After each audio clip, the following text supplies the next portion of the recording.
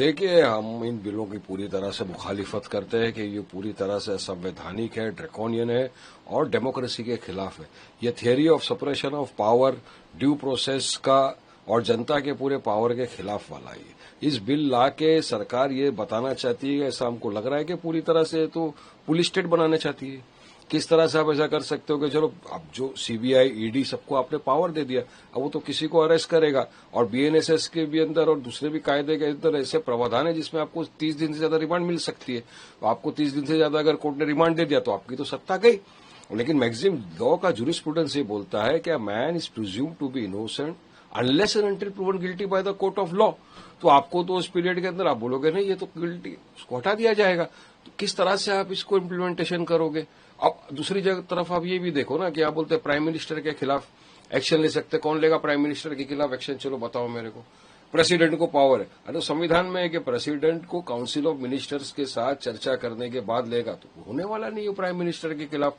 ये बिल लाकर सरकार टारगेट करना चाह रही है विपक्ष पार्टियों को। सरकार की ये नीयत है कि भाई किसी भी तरह से सरकार गिराई जाए सरकारों को। अब ये तो सब कुछ आप ही के हाथ में रहेगा, क्योंकि ईडी को, सीबीआई को, पुलिस मशीनरी को अपॉइंट कौन करता है? सरकार अपॉइंट करती, जो मौजूदा सरकार रहती। तो सरकार ये बिल लाकर पूरी तरह से एक एंटी डेमोक्रेटिक काम कर रही है, ड्रैकोनियन कानून है, असंवैधानिक रीत है, और हम इस बिल की पूरी तरह से मुखालिफत करते हैं।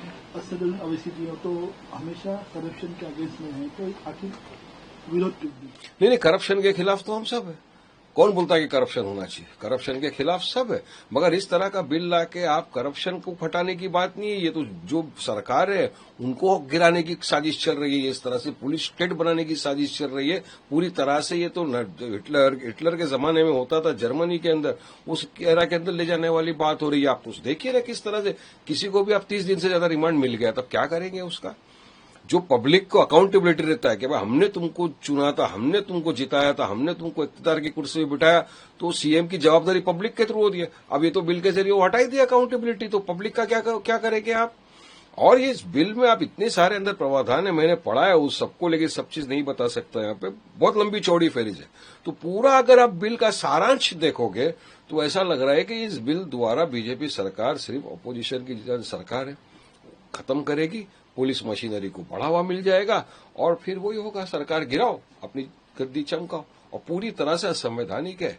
हमारे पार्टी के प्रेसिडेंट असद ओवैसी साहब ने आज पार्लियामेंट में खड़े रहकर पूरी स्पीच के अंदर बताया कि इस बिल की मुखालिफत क्यों करते।